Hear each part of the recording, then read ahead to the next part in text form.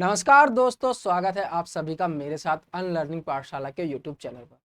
तो आप अगर किसी भी गवर्नमेंट जॉब की तैयारी कर रहे हैं तो इस चैनल के साथ जुड़ने से आपको अपनी तैयारी के अंदर कुछ ना कुछ फायदा जरूर मिलेगा। और दूसरी चीज, मैं आपके साथ पर्सनली कनेक्टेड रहूंगा। अगर आपको कोई भी तैयारी के अंदर परेशानी आ रही है तो मेरा व्हाट्सएप नंबर यहाँ पे अभी आपको दिखेगा, आप डायरेक्ट मुझसे पूछ सकते हो। मैं आपको अपनी तरफ से पूरी आपकी जो प्रॉब्लम होगी उसको रिजॉल्व करने की कोशिश करूंगा, चाहे वो डिमोटिवेशन आ रहा हो आपको, या आपको सिलेबस से कुछ पूछना हो, प्रीवियस ईयर से कुछ पूछना हो, किस तरह से तैयारी करें, कहाँ कहाँ से क्या क्या पढ़े, कुछ भी आपके मन में डाउट है तो आप मुझसे पूछ सकते हैं। ठीक है, मैं यहाँ पर दो क्लासें लेता हूँ। एक मैं रोज डेली करंट अफेयर्स की क्लास लेता हूँ। तो अगर आप किसी भी एग्जाम की तैयारी कर रहे हो तो डेली करंट अफेयर्स देखने से आपको बेनिफिट होगा। एक आपकी जो जीके और जीएस के अंदर जो डर रहता है ना, एक वो डर दूर हो जाएगा आपका। ठीक है, एक अंडरस्टैंडिंग बनेगी, एक उस पे जीके जीएस के पोर्शन पे एक जो है आपकी कमांड बनेगी, वो डर हट जाएगा। दूसरी चीज, मैं यहाँ पे एप्टीट्यूड के सेशन लेता हूँ। जो एग्जाम आ रहा होता है उसको टारगेट करते हुए उससे रिलेटेड क्वेश्चंस मैं डिस्कस करता हूं। जैसे अभी एनटीपीसी ग्रुप डी का एग्जाम आने वाला है, तो मैंने एनटीपीसी नहीं, रेलवे ग्रुप डी का एग्जाम आने वाला है। तो मैंने एनटीपीसी के जो पेपर हुए अभी पिछले महीने जून के अंदर, मैंने उन सारे पेपर्स का एनालिसिस किया और वहां से कहाँ से क्या क्या क्वेश्चन जो है टीसीएस बना सकता है रेलवे के लिए, वो मैंने देखे। उनके अकॉर्डिंग मैं यहाँ पर क्वेश्चंस लेके आया हूँ, ताकि आप जो है अपने ग्रुप डी की तैयारी को और अच्छा कर सके और बेहतर कर सके। ठीक है, और कंपटीशन में दूसरे बच्चों से आगे निकाल सके। अपनी तैयारी को अच्छा करना है। तो परसेंटेज का एक पार्ट मैं ले चुका हूं, उसके अंदर मैंने 25 क्वेश्चंस डिस्कस किए थे, बिल्कुल बेसिक लेवल से। जिसको नहीं पता कि परसेंटेज क्या होता है, कैसे निकालते हैं, वहां से लेकर के हमने एक लेवल डेवलप किया, 25 क्वेश्चंस की।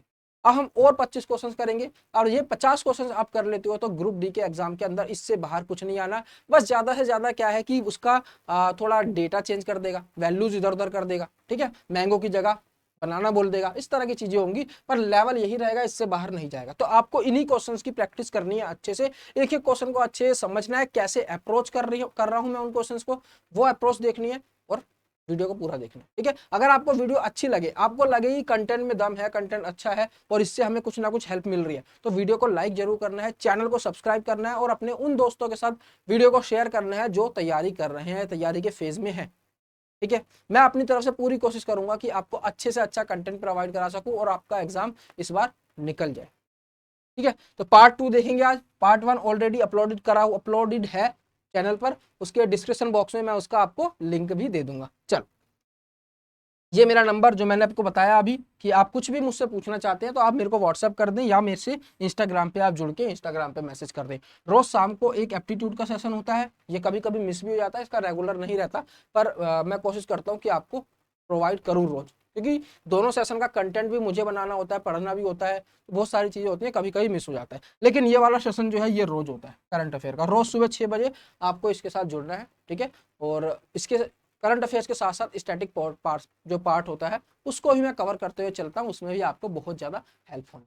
ठीक है, चलो, ये हमारे सोशल मीडिया प्लेटफॉर्म्स है, इनका लिंक आपको नीचे डिस्क्रिप्शन बॉक्स में मिल जाएगा, तो इनके साथ भी आप जुड़ सकते हैं। हर प्लेटफॉर्म पे आपको कुछ ना कुछ आपकी तैयारी के अंदर बेनिफिट होगा ही, ये मैं इस बात की गारंटी देता हूँ। ठीक है, चलो पहला क्वेश्चन देखते हैं। पहले वो पार्ट 1 जरूर देख लेना, 25 क्वेश्चन हैं उसके अंदर, उससे एक अंडरस्टैंडिंग बन जाएगी, तभी ये समझ आएंगी अगर आप बिल्कुल बेसिक से स्टार्ट कर रहे हो। लेकिन अगर आपकी एक अंडरस्टैंडिंग ऑलरेडी है परसेंटेज के अंदर, तो आप इन क्वेश्चन को डायरेक्ट भी देखोगे तो समझ आ जाए। ठीक है, बस ये देखना मैं अप्रोच कैसे कर रहा हूँ, कैलकुलेशन को कैसे कम कर रहे हैं, किस तरह से हम कम टाइम में कर सकते हैं, कैसे हम ऑप्शंस के थ्रू जा सकते हैं, इन सारी चीजों को देखते हुए चलना। चलो पहला क्वेश्चन देखते हैं। A man got 10% discount on sugar, 10% discount मिला, उसकी वजह से क्या हुआ, उसने 25 किलोग्राम ज्यादा शुगर खरीदी, कितने रुपए में, 225 रुपए में। आपको पता है किसी चीज का अगर प्राइस रिड्यूस होगा तो जितने पैसे का हम पहले जितना सामान खरीद रहे थे उससे ज्यादा खरीद पाएंगे। ठीक है, तो एक फॉर्मूला याद रखना, पहले तो प्राइस इंटू कंजप्शन क्या होता है, प्राइस इंटू कंजप्शन आपका होता है एक्सपेंडिचर। एक्सपेंडिचर,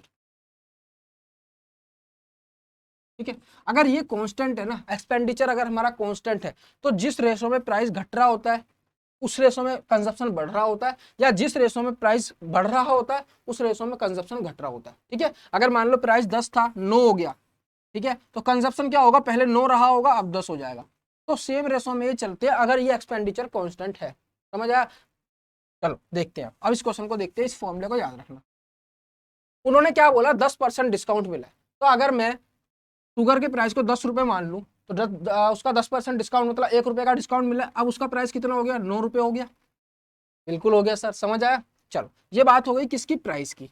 अब बात करते हैं हम किसकी, एक्सपेंडिचर देखो हमारा कांस्टेंट है, पहले भी हम 225 रुपए की चीनी खरीद रहे थे, अब भी 225 रुपए की चीनी खरीद रहे हैं, तो एक्सपेंडिचर कांस्टेंट है। कंजप्शन क्या हो जाता है हमारा, जब एक्सपेंडिचर कांस्टेंट होता है तो कंजप्शन जो होता है इसका रिवर्स हो जाता है। अगर कंजप्शन पहले 9 था तो अब 10 हो जाएगा, समझ आया, पहले अगर कंजप्शन 9 था अब 10 हो जाएगा, ठीक है, 1 यूनिट बढ़ गया, पहले अगर 9 किलोग्राम था अब 10 किलोग्राम हो गया, मतलब 1 किलोग्राम बढ़ गया, इसको किलोग्राम मत बोलो यूनिट बोलो, तो 1 यूनिट यहाँ पे कंजप्शन हमारा बढ़ गया +1।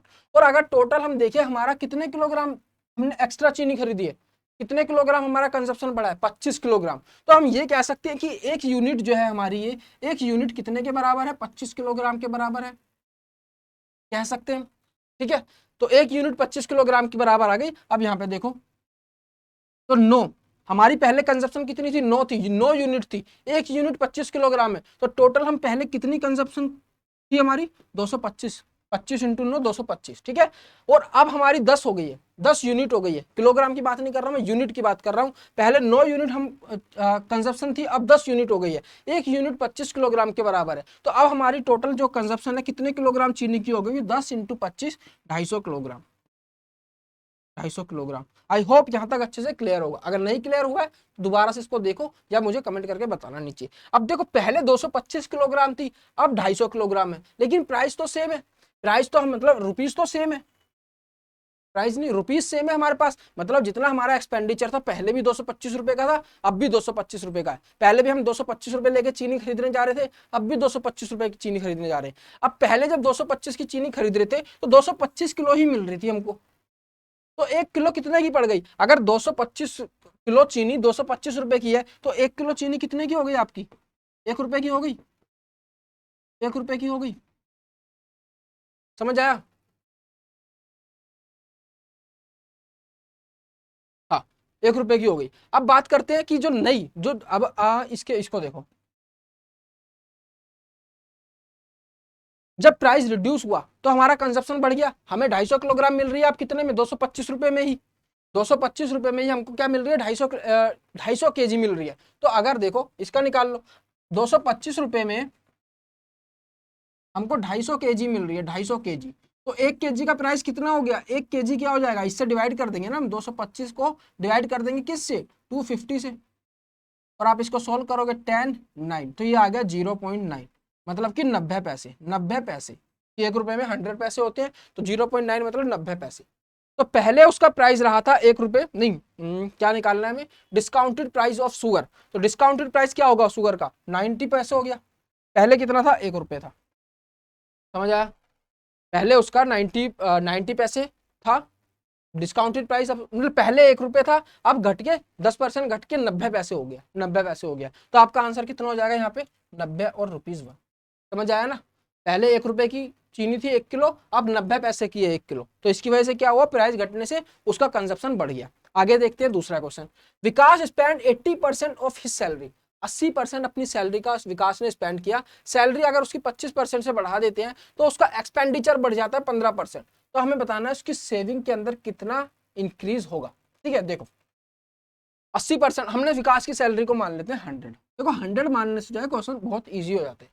अब 80% वो स्पेंड कर रहा है, उसकी सेविंग कितनी बची, उसके पास 20 रुपए बचे, ठीक है, हिज सैलरी इंक्रीज बाय 25%, अब क्या हुआ, इसकी सैलरी को 25% से बढ़ा दिया, तो 100 को 25 से बढ़ाओगे तो कितनी हो जाएगी उसकी सैलरी, 125 रुपए हो जाएगी, बिल्कुल हो जाएगी सर, ठीक है। अब 125, एक्सपेंडिचर भी उसका बढ़ गया, एक्सपेंडिचर 15% से बढ़ गया, तो पहले कितना था उसका एक्सपेंडिचर, कितने स्पेंड कर रहा था वो, एक्सपेंडिचर और स्पेंड करना सेम बात हुई, ठीक है, 80%, तो 80% का 15% कितना हुआ, तो इसको कैसे निकालोगे जल्दी से, देखो कैलकुलेशन की ट्रिक्स भी देखते रहा करो, अगर मैं 80 की बात कर रहा हूँ, इसका 10% कितना होगा, एक जीरो काट देंगे 8 होगा, और जब 10% 8 है तो 5% 4 होगा, तो 15% क्या हुआ, 10% प्लस 5%, तो 10% 8 है प्लस 5 इसमें 4 इसमें कर दो 12 हो गया, 12, ठीक है। तो इसका 15% कितना आया, 12, तो मतलब कि उसकी जो सैलरी एक्सपेंडिचर जो उसका इंक्रीज हुआ है वो कितना हो जाएगा आपका बच्चों, 80, और इसका 15% मैंने बताया ना कैसे निकालेंगे,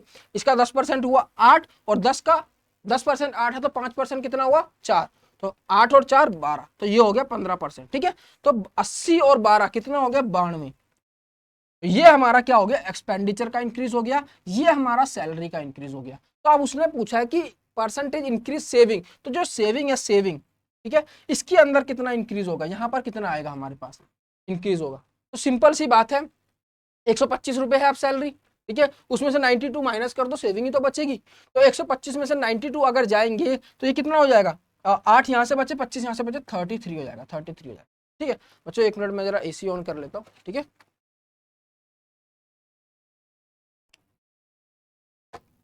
गर्मी काफी हो जाती है ना यहाँ पे। चलो अब देखो हमें क्या निकालना है, परसेंटेज इंक्रीज निकालना है सेल उसकी सेविंग्स का।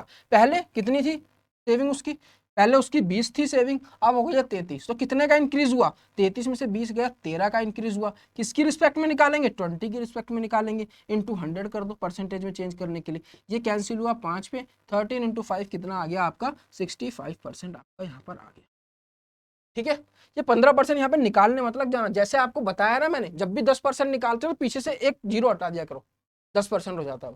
मैंने अगर मान लो यहाँ पे लिखा 750, अगर इसका 10% निकालना तो एक जीरो काट दो, 75 जो है आपका 10% हो जाएगा। ठीक है, इस तरह से करा करो चीजों को। अब ये आंसर हो गया इसका 65। चलो अगला देखते हैं। Mohit has an amount of rupees 13,000 in denomination of 10 rupee note, 20 rupee note, 50 rupee note and 500 rupee note। मोहित के पास 13,000 रुपए हैं, और उस 13,000 जो है नोटों के, उसके अंदर कौन कौन से नोट है, 10 रुपए के नोट भी है उसके पास, 20 रुपए के नोट भी है, 50 रुपए के नोट भी है, और 500 रुपए के नोट भी है। ठीक है, और टोटल उन सबको अगर जोड़ोगे आप तो टोटल मनी उसके पास 13,000 है। अब वो बोल रहा है नंबर ऑफ 500 रुपीज जो है 25%, चलो इसको देखते हैं बाद में, पहले बात करते हैं हम कितने हमारे पास कौन कौन सा नोट है। 10 रुपी नोट है, एक तो 10 रुपी नोट है, एक हमारे पास 20 रुपी नोट है, एक हमारे पास 50 रुपी नोट है, और एक हमारे पास 500 रुपी नोट है। ठीक है, अब क्या बोल रहा हूं, number of 500 rupee note is 25% of the number of 10 rupees note. ठीक है, मतलब जितने 10 रुपए के नोट है ना उसके 25% 500 के नोट है हमारे पास। तो अगर मान लो ये 4 है, 4 होते हैं इसके नोट, तो इसके हमारे पास कितना हो जाता, एक हो जाता ना। 4 का एक 25% का मतलब क्या हुआ, 1/4। तो अगर 10 के 4 नोट 4 है तो 500 के नोट कितना होगा, एक हो गया ना, एक हो गया। तो अगर हमारे पास 4 नोट है 10 के, तो 500 का हो गया हमारे पास एक नोट। अब आगे पढ़ते हैं। Number of 50 rupee note is 50% of the 10 rupee note. 10 रुपी के नोट, 10 रुपीज के जितने नोट हैं उसके 50% 50 रुपी के नोट है। तो 10 रुपी के नोट कितने, 4 है, इसका 50% कितना हो गया, 2। तो 50 रुपए के हमारे पास हो गए 2 नोट। अब देखते हैं आगे। Number of 20 rupees note is 50% of the number of 500 rupees note. 500 rupees, ध्यान से समझना, लैंग्वेज को आराम आराम से पढ़ना, जो बोल रहा है उसको करते जाओ, आंसर आ जाएगा। जल्दी जल्दी पढ़ोगे तो दोबारा पढ़ने की जरूरत पड़ सकती है, वहां पर आपका टाइम खराब हो जाता है। इस चीज को समझो कैसे आप ज्यादा से ज्यादा अपना टाइम जो है बचा सकते हो। अब देखो 50% ऑफ 500 रुपीज नोट, मतलब जितने हमारे पास 500 के नोट हैं उसके आधे नोट कितने के हमारे पास, 20 रुपए के। तो 500 का सिर्फ एक नोट है, तो इसके अगर हम 20 की बात करें तो कितने हो जाएंगे, 0.5 नोट्स। अब आप कहोगे सर 0.5 कैसे हो गया, आधा नोट थोड़ी ना होगा। तो बेटा ये एक सिंपलेस्ट फॉर्म में लिखी हुई चीजें हैं, एग्जैक्ट वैल्यू नहीं है। 10 के 4 नोट नहीं है हमारे पास, ज्यादा नोट है। 20 के सिर्फ 0.5 नोट नहीं है, ज्यादा है। ठीक है, ये एक सिंपलेस्ट फॉर्म में लिखा हुआ है, इसको जो हम सिंपलेस्ट फ्रैक्शन निकालते हैं ना कट करके, उस तरह से। चलो अभी हमारे फाइनल वैल्यू आएंगी। अब देखो अगर मैं बात करूं 10, मेरे पास 10 रुपए के 4 नोट हैं, 40 रुपए यहाँ से होंगे मेरे पास, यहाँ से मेरे पास 10 रुपए आएंगे, यहाँ से मेरे पास 100 रुपए आएंगे, और यहाँ से मेरे पास 500 रुपए आएंगे। तो अगर मैं सारे रुपीस को जोड़ लूँ, 500 प्लस 100 640 और 650, तो मेरे पास 650 रुपए आ जाते हैं, 650 रुपए। लेकिन एक्चुअल में मेरे पास कितने हैं, एक्चुअल में मेरे पास 13,000 रुपए। तो ये 650 जो है किसके इक्वलेंट हो गया, 13,000 के इक्वलेंट होगा नहीं होगा, बताओ। ठीक है, अब उसने क्या पूछा है, how many notes does Mohit have, Mohit के पास टोटल कितने नोट्स हैं। तो ये कैसे निकालेंगे हम, 650 रुपये हमारे पास ये आ गए, टोटल मोहित के पास कितने नोट्स हैं वो पता करने हैं हमको। तो 4 2 6 एक 7, 7.5, 7.5 की हमको वैल्यू निकालनी है बस, 7.5 की। तो इसको देखो, अगर ये 13,000 है,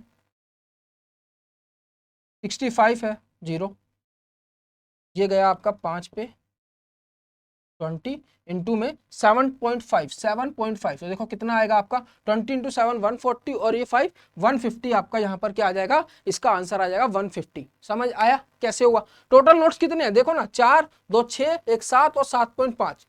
तो टोटल नोट्स की जो को आगे की अगर हम बात करें तो 7.5 है, लेकिन हम एक 7.5 यूनिट है, एक यूनिट किसके बराबर है हमारी 13,000 डिवाइडेड बाय 650, ठीक है। तो 7.5 किसके बराबर हो जाएगा हमारे पास 150 रुपीज, 150 नोट्स के, मतलब टोटल नोट्स कितने आ गए 150 नोट्स आ गए, समझ आया। अगर उसी को आपको निकालना है कि 10 के कितने हैं 20 के कितने हैं, तो सिंपल ही जो आया ना आपका 20 को मल्टीप्लाई कर दो इससे, ठीक है। 10 के नोट्स कितने होंगे, 20 को मल्टीप्लाई कर दो 4 से, 80 नोट होंगे, इंटू 20, 80 नोट होंगे, ऐसे भी देख सकते हो आप। इसको करोगे 20 से 10 नोट आ जाएंगे इसके, ठीक है।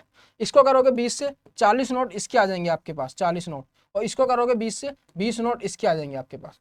तो इन सबको ऐड करोगे तो आप 80 + 40 120, 20 140, 10 150, 150 नोट्स आपके पास आ गए। आई होप अच्छे से क्लियर होगा, अगर समझ नहीं आया तो वीडियो को दोबारा से देखना। चलो, Hema decided to donate 15% of her salary to a charitable trust.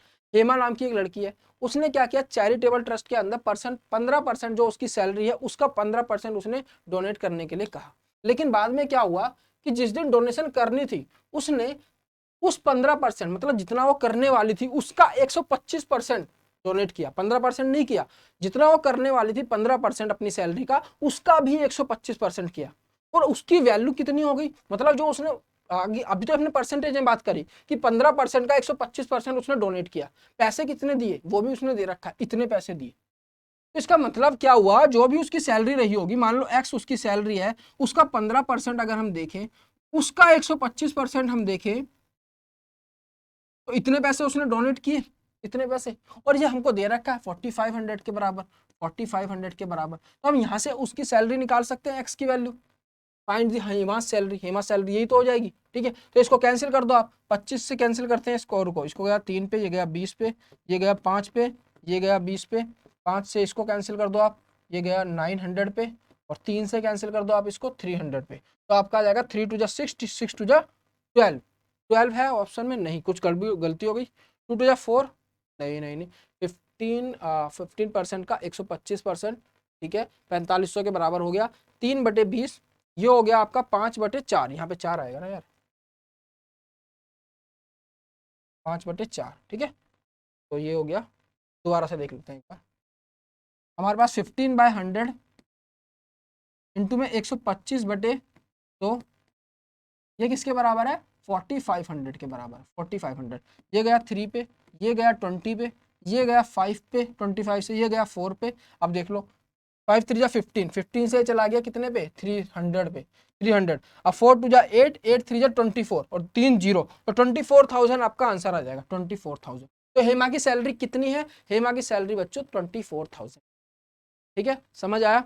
चलो देखो, इसी तरह का लेवल रहने वाला है, इसी तरह के क्वेश्चंस होंगे, बस ये चीज मैटर करती है कि आपकी अप्रोच क्या है, आप कैसे अप्रोच कर रहे हो चीजों को, कैसे आप अच्छी अप्रोच लगा करके उस क्वेश्चन को जल्दी से जल्दी बना ले रहे हो। क्वेश्चन तो सब कर देंगे, सब कर देंगे, जितने बच्चे जाएंगे 90% बच्चा इस तरह के क्वेश्चन कर देगा, और ऐसे क्वेश्चन आएंगे, इस आसान लेवल भी आएगा, मॉडरेट लेवल भी आएगा, और एक अच्छे लेवल के भी कुछ क्वेश्चन होंगे, ठीक है। आपका सिलेक्शन कौन सी चीज डिसाइड करेगी कि आप कितना टाइम अपना बचा पा रहे हो, ठीक है। जितना ज्यादा आप टाइम बताओगे उतना आप कंपटीशन में आगे निकल जाओ। तो चीजों को देखो कैसे छोटी छोटी चीजों से हम कैलकुलेशन में टाइम बचा सकते हैं और अपना ओवरऑल टाइम एग्जाम में बचा सकते हैं, ठीक है। इन चीजों को देखो, इन चीजों की प्रैक्टिस करो, मॉक के अंदर इन चीजों को अप्लाई करो, ठीक है, तभी आपका सिलेक्शन होगा। अगर आप सिंपल नॉर्मल कैलकुलेशन कर रहे हो, अगर मैं आपको बोलूं यहाँ पे 63 को मल्टीप्लाई करना है 5 से, अगर आप वो अपना बेसिक मेथड लगा रहे हो 63 को 5 से मल्टीप्लाई करने वाला, 5 3 15 इंटू 131, तो बस फिर तो हो लिया आपका सिलेक्शन। यहाँ पे ट्रिक्स देखो, अगर किसी भी नंबर को 5 से मल्टीप्लाई करना है 5 से मत करो, 10 से कर दो सीधा। 10 से करने के लिए क्या होता है, पीछे 0 लग जाता है, और उसको 2 से डिवाइड कर दो। तो हमें कुछ करना ही नहीं, यहाँ पे सोचना है इसको सीधा 2 से डिवाइड करो, जैसे 315, 315, सीधा आंसर आया ना, इसे लिखने की जरूरत ही नहीं है, ठीक है। इसका मैंने क्या करा, इसको मैंने कुछ नहीं किया, 630 इंटू 5 था, 5 की जगह मैंने 10/2 लिख लिया। तो इस नंबर को 2 से काट दो, 0 लगा के उसके पीछे, ठीक है। इसको काटो, 3 1 और ये 5, यहाँ पे 0 नहीं था, एक 0 इसकी वजह से आ गया, 315। इस तरह से आपको छोटी छोटी चीजें देखनी है कि छोटी छोटी चीजें आपकी कैलकुलेशन को कैसे आसान बना सकती हैं, ठीक है। इन चीजों पर ध्यान दो और इनकी प्रैक्टिस करो अच्छे से, तभी कैलकुलेशन अच्छी होगी। तो कैलकुलेशन का बहुत बड़ा रोल है आज के टाइम में। आज कंपटीशन इतना ज़्यादा बढ़ गया है कि अगर आप की स्पीड नहीं है, आप टाइम नहीं बचा पा रहे हो, क्वेश्चन को कम से कम टाइम में नहीं कर रहे हो, ट्रिक्स याद नहीं है सॉल्व करने की चीज़ों को, तो आप वो एग्ज़ाम निकालना आपके लिए थोड़ा सा मुश्किल हो सकता है। ठीक है, ये बात थोड़ी कड़वी लगेगी पर सच्चाई यही है। आजकल कंपटीशन बहुत ज़्यादा है, बहुत ज़्यादा कंपटीशन है। बच्चे 90% स्कोर कर रहे हैं 100 में से। ठीक है, तो सोच लो आपकी तैयारी उस लेवल की है या नहीं। अच्छा, 60% of x is added to 60% of x जो है, हमने उसके अंदर 60 ऐड करा, अब 60% कितना हुआ एक्स का, यही होगा। इसके अंदर हमने 60 को ऐड किया, रिजल्ट आ गया हमारा x + 20। ये तो सिंपल था। ठीक है, इसको सॉल्व कर देंगे हम, 3 5 और ये उधर ये हो गया 40, उधर जाएगा ये 5 में 3 2/5 x, ये हो जाएगा 20 × 500, तो x की वैल्यू यहाँ से आ गई आपकी 100। तो ये तो ईजी था। ठीक है, ईजी था, ये आंसर हो जाएगा। इस तरह के क्वेश्चंस भी आएंगे, देखना बिल्कुल सिंपल क्वेश्चन भी आएंगे, बिल्कुल सिंपल, जिसका आंसर सिर्फ देखते ही बता दोगे, ऐसे क्वेश्चन भी आएंगे। ऐसे क्वेश्चन भी आएंगे जो अच्छा खासा लेवल होगा, मॉडरेट लेवल के, और एक उससे भी लेवल के ऊपर के भी कुछ क्वेश्चंस आएंगे, 2 या 3 क्वेश्चन। ठीक है, तो हर तरह से आपको तैयार रहना। चलो, x% of y, x% of y का मतलब क्या हुआ, x% की वैल्यू क्या होगी, x/100 इंटू वाई इज 2000 के बराबर है।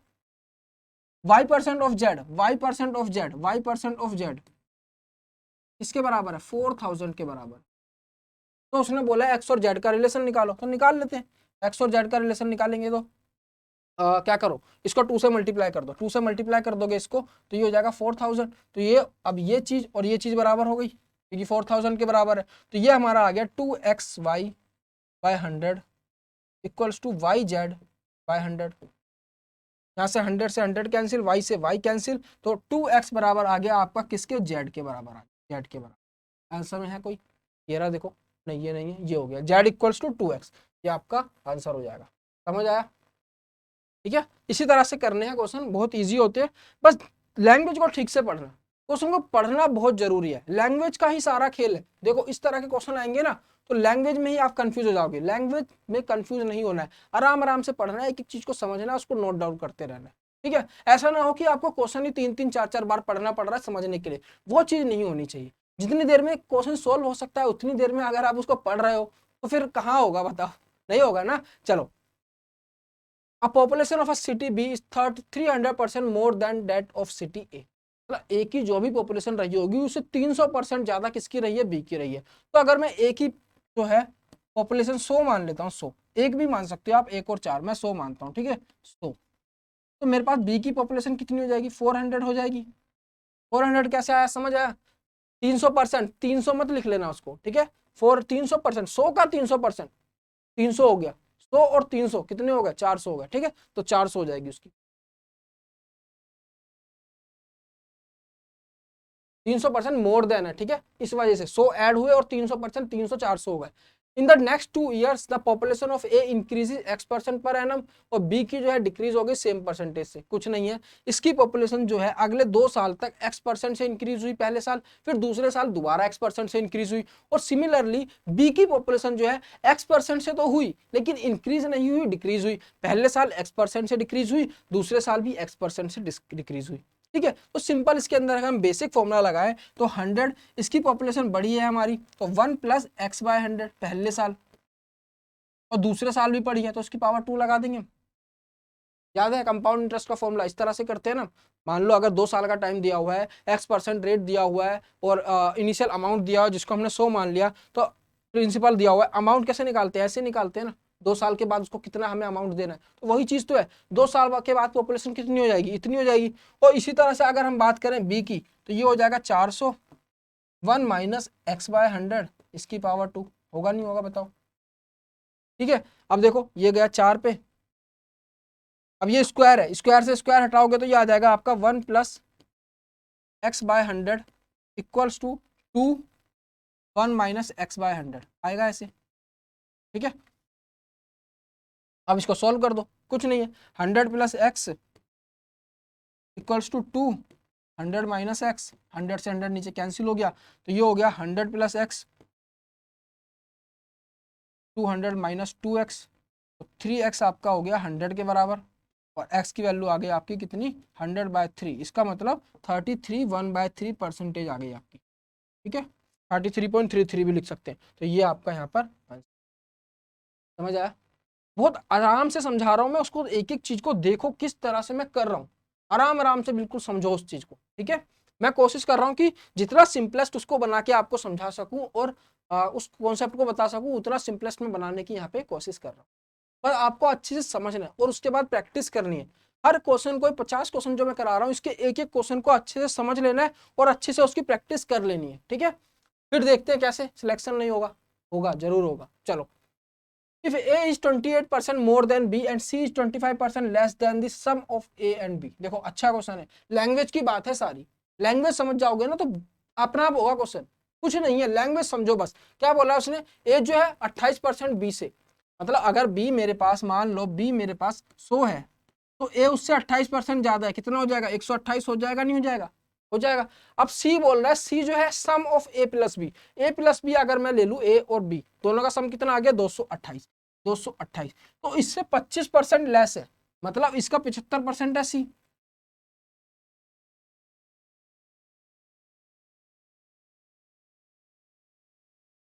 57 इंटू 3 50 दिया, 150 और 7 दिया 21, तो 181 आ गया।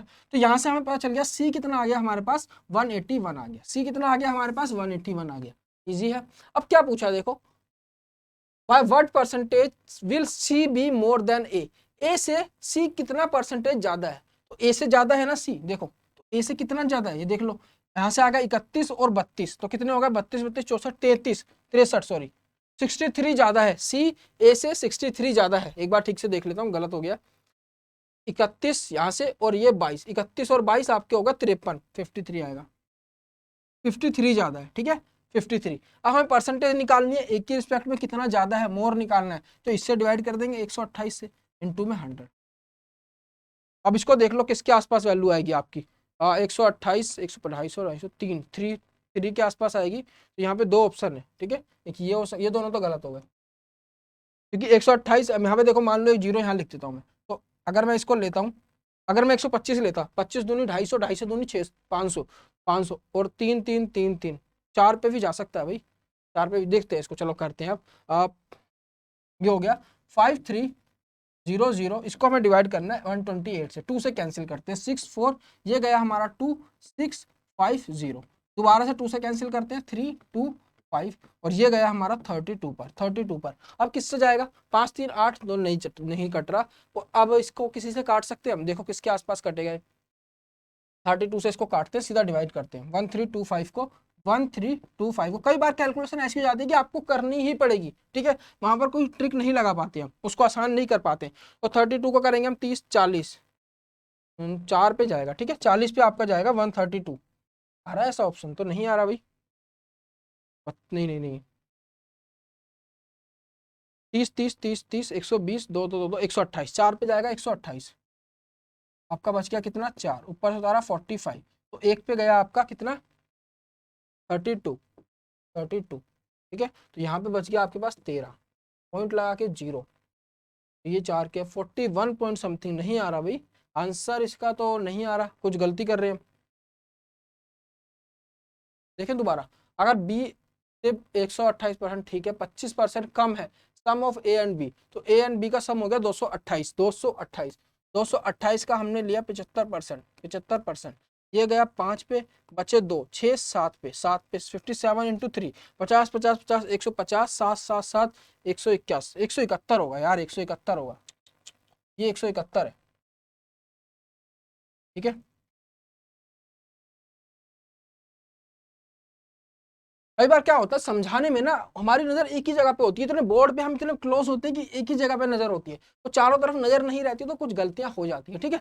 तो ये 171 आएगा यहाँ पे, क्या करके देख लो आप, 7 या 21 का 1, 5 या 15 2 17, 171 आएगा, और ये कितना ज्यादा हो गया, 21 और 22 43 हो गया, ठीक है, 43, तो आपका आंसर आ जाएगा 43 डिवाइडेड बाय 128 इंटू 00 इंटू 100 आई, ठीक है। अब इसको सॉल्व कर दोगे आप तो आ जाएगा लगभग लगभग, इसको 2 से ही काट लेते हैं, 2 1 5 0, ये गया 64, ये गया 10 7 5, ये गया 32, 32, इसको देख लो अब 32 से कितने पे जाएगा, 1075, 32, 3 पे गया आपका 96, बच गए 11, ऊपर से उतारा 5, अभी जाएगा नहीं, 3 पर ही जाएगा, 3 पर ही जाएगा आपका 96, बच गया आपके पास 19, पॉइंट लगाया 0, अब कितने पे जाएगा, 6 पे जाएगा, 32 6 पे जाएगा 192, हाँ 6 पे जाएगा, तो 33.6 ये आपका आंसर है। यहाँ पे 6 यहाँ पे लिखना भूल गया मैं, ठीक है, 33.6 ये आपका यहाँ पर आंसर हो जाएगा। आई होप अच्छे से क्लियर होगा, समझ आई होगी बात, ठीक है।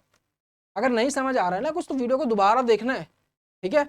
और अगर नहीं आ रहा उसको नॉर्मल स्पीड पे देखो, स्पीड बढ़ाकर मत देखना। कई बच्चे क्या करते हैं, स्पीड बढ़ा कर देखते हैं, ना वो नोट करते हैं ना प्रैक्टिस करते हैं, ये गलती मत करना। साथ के साथ प्रैक्टिस करो, वीडियो को वहां पे पॉज कर लिया करो, उस क्वेश्चन को पहले खुद सोल्व करा करो, फिर देखा करो मैं कैसे सोल्व करा रहा हूँ। इस तरह से करोगे ना तो फिर अच्छी कमांड बन जाएगी मैथ के ऊपर भी। चलो, in a constituency 55% of the total voters are males. एक कॉन्स्टिट्यूएंसी है, उसके अंदर 55% जो है मेल्स है, बाकी क्या हो गई, फीमेल्स हो गई। तो अगर हम इसकी बात करें 100 अगर हमारे पास टोटल वोटर्स है तो 55 उसके अंदर से मेल है और 45 आपकी फीमेल्स है, ठीक है, फीमेल्स है। अब क्या बोल रहा है, 40% of the males are illiterate, मतलब 55 का 40% जो है इलिटरेट है, मतलब अनपढ़ है। तो 55 का 40%, 55 का 10% कितना होगा, देखो कैसे करना है इसको जल्दी से। 55 का 10% कितना होगा, 5.5 होगा। एक के बाद वो कर देते हैं, देखो ऐसे निकालेंगे ना, 55 का इंटू 10/100 तो कितना आया, 5.5। तो ध्यान रखना एक के बाद हम पॉइंट लगा देते हैं, अगर लास्ट में 0 होता है तो कैंसिल हो जाता है। तो 55 का 10% 5.5 हुआ, 40% इसका 4 गुना हो जाएगा, तो इसका 2 गुना 11 और उसका 2 गुना 22, तो 22 जो हो गए आपके ये इलिटरेट होगा, इलिटरेट। तो 22 गए अगर इसके अंदर से, तो हमारे पास 33 बच गया, 33, तो ये होगा लिटरेट, जो पढ़े लिखे हैं।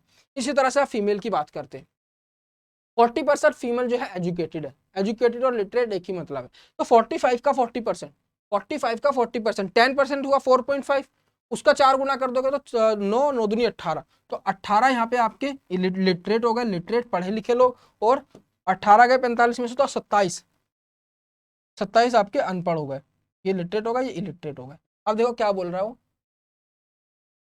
Educated males more than uneducated females. Educated males कितने हैं, 33, अनएजुकेटेड फीमेल्स कितनी है, 27, तो कितना ज्यादा है ये, 6 ज्यादा है, 6/27 इंटू 100, ठीक है, 2 पे 9 पे, तो ये आ जाएगा लगभग देखो क्या, इसको हमें पता है ना, हमने फ्रैक्शन की वैल्यू याद कर रखी है। तो यहाँ पे देखो 1/9 बन रहा है ना, 1/9 किसके बराबर होता है, 1/9 की परसेंटेज किसके बराबर होती है, 11 1/9 के, और उसको 2 से मल्टीप्लाई कर दो तो ये हो जाएगा 22 2/9, 2/9 आंसर है कहीं पे।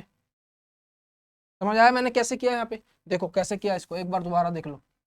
क्या आया था हमारे पास, 2/9 इंटू 100, इसको ऐसे लिख सकते हैं हम, 2 1/9, इसको परसेंटेज में चेंज कर रहे हैं फ्रैक्शन को। तो जब 1/9 को परसेंटेज में चेंज करते हैं, कितनी परसेंटेज आती है हमारी इसकी, याद है आपको, 11 1/9 परसेंटेज आती है, उसको 2 से मल्टीप्लाई कर दो तो 22 2/9 परसेंटेज आएगी, नहीं आएगी, 22 2/9। समझ गया कैसे हुआ, इस तरह से आपको फायदा होता है। अगर आपको नहीं पता होता आप यहाँ पे डिवाइड करने लगते हो, उसमें कितना टाइम जाता। इसलिए मैंने पहली क्लास में आपको बोला कि आपको फ्रैक्शन टू परसेंटेज और परसेंटेज टू फ्रैक्शन आपको 1 से 20 तक की याद होनी चाहिए।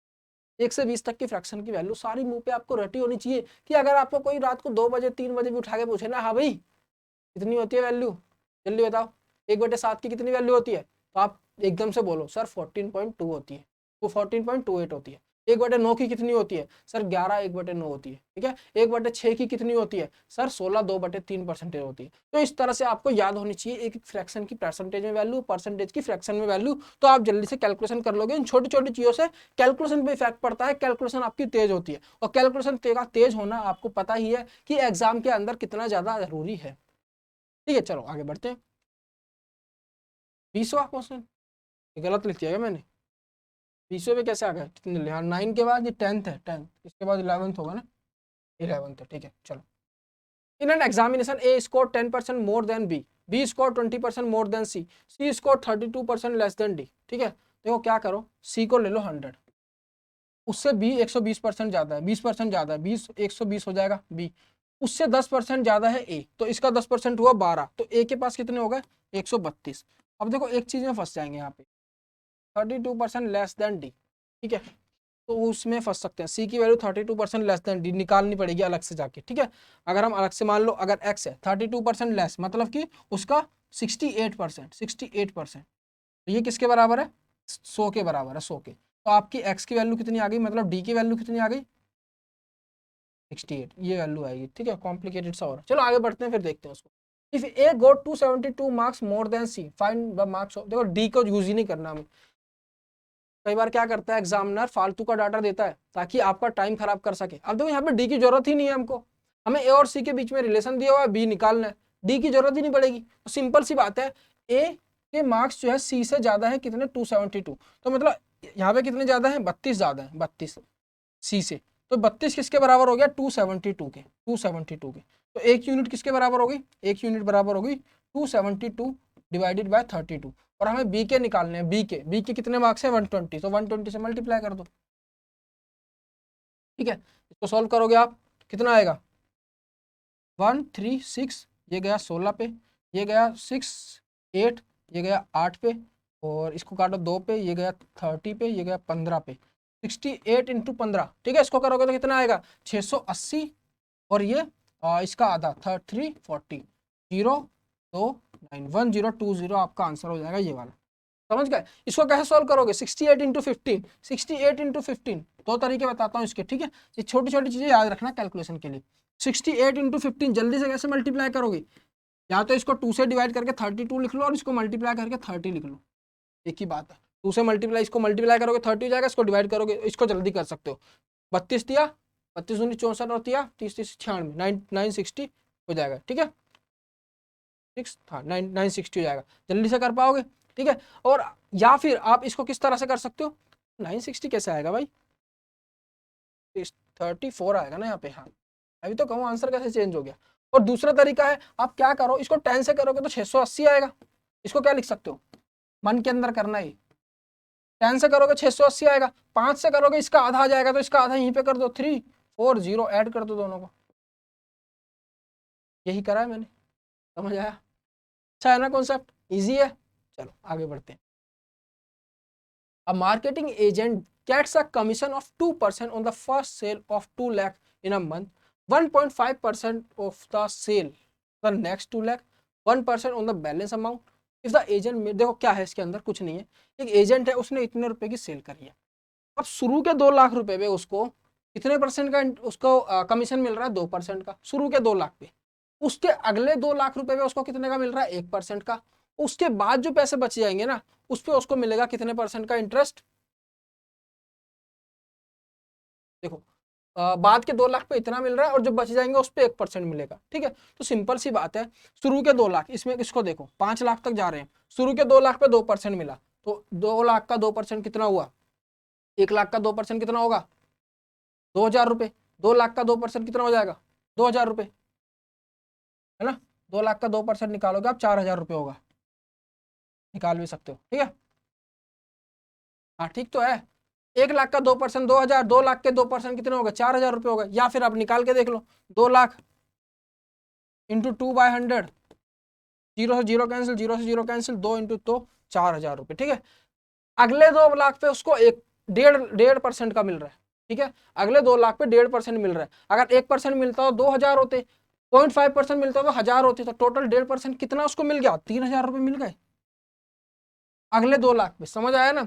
उसके बाद जो पैसे बचे उस पे 1% मिल रहा है, तो इसके अंदर 4 लाख तो निकल चुके हैं, 2% के इसके इंटरेस्ट पे निकल गए, और 1.5% के इसके इंटरेस्ट पे निकल गए। अब बाकी जो बचा उस पे 1% लगेगा। कितना बचा हमारा, इसमें से 4 लाख हटा दो, कितना बचा, 1,68,000।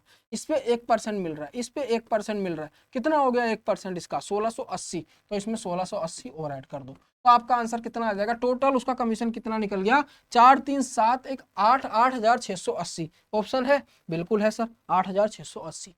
ये उसका कमीशन हो गया इतने पैसों के ऊपर, जो उसने इतने की सेल करी है, इतने पैसों में से उतने पैसे मिल गए इसको, 8680। उसका क्राइटेरिया दे रखा है कैसे कैसे उसको इंटरेस्ट मिल रहा है, सेम इंटरेस्ट नहीं मिल रहा। ठीक है, कुछ पहले कुछ पैसों के लिए अलग मिला, फिर कुछ पैसों के लिए अलग इंटरेस्ट मिला, फिर कुछ पैसों के लिए अलग इंटरेस्ट मिला, तीनों का हमने अलग अलग निकाल के ऐड कर दिया, उसका टोटल क्या आ गया, कमीशन आ गया। ठीक है, चलो ये तो हो गया। अगला, in an examination some students of school X appeared and 30% of students failed, 150% more students than the students of school X appeared in the same exam from school Y।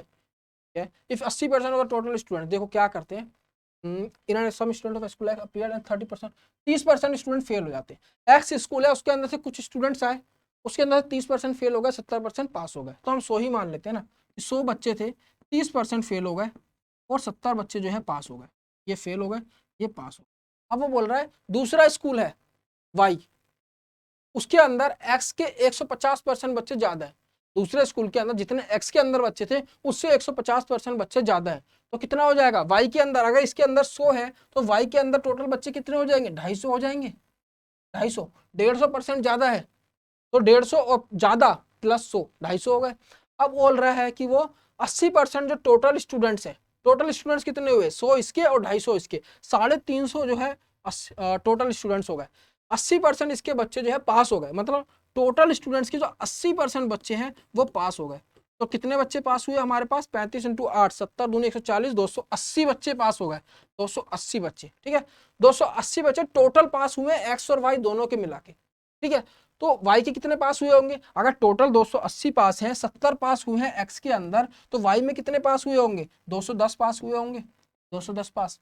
अब 250 में से 210 गए, फेल कितने हो गए, यहाँ पे 40 बच्चे फेल हुए होंगे, ठीक है। ये पूरा डाटा हमने इसको तोड़ लिया। अब देखो क्या पूछ रहा है, what is the percent of students who fail from Y, Y से जो बच्चे फेल हुए उनकी परसेंटेज निकालनी है, सिंपल है। वाई में से कितने फेल हुए, 40, टोटल वाई के अंदर कितने हैं, 250, इसकी परसेंटेज निकाल दो।